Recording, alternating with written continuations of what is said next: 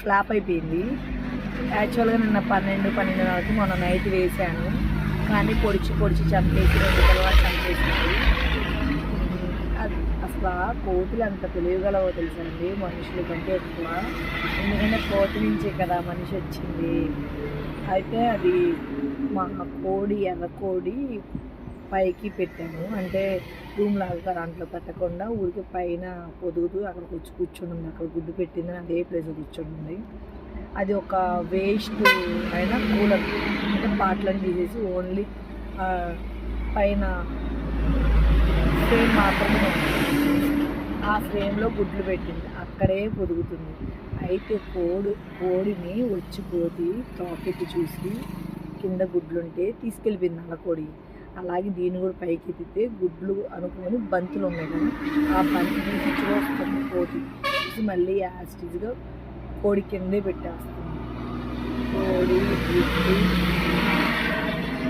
ఎంత అప్డేట్ అయిపోయినాయో. ఇది ఒకప్పుడు కోతి నుంచే మనిషి వస్తే, కానీ మనిషి మృగం కంటే దారుణంగా తయారైపోతున్నాడు. అందువల్లే కదా మనిషి మానవత్వానికి అనేది లేకుండా మృగంలా ప్రవర్తిస్తున్నారు. ఆడవాళ్ళు లేకుండా మగవాళ్ళు కాకుండా ఇద్దరికిద్దరు ఎవ్వరూ తక్కువ కాదు. అక్కడెక్కడ చిన్న 5 సంవత్సరాలు 6 నెలల పిల్లని రేప్ చేశారు. కానీ ఒక్క 5 నిమిషాలు కంట్రోల్ చేసుకొని ఉంటే వాడు దేవుడు అవుతాడు, మనిషి అవుతాడు. 5 నిమిషాలు కంట్రోల్ చేసుకోకపోతే మృగం అవుతారు.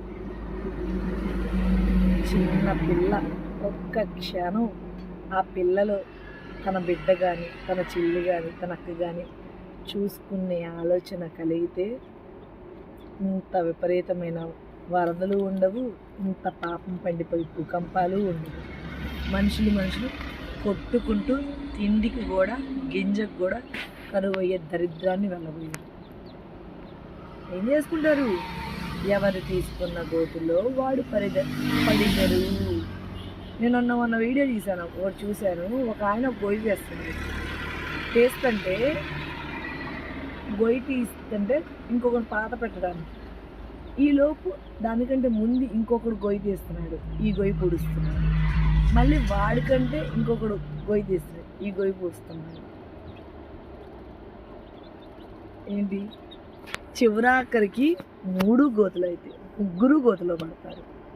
అలాగే ఎవరు తీసుకున్న గోతులో వాళ్ళే పడతారు. అందుకని ఆలోచించి మాట్లాడాలి, ఆలోచించి అడుగు వేయాలి. కామెంట్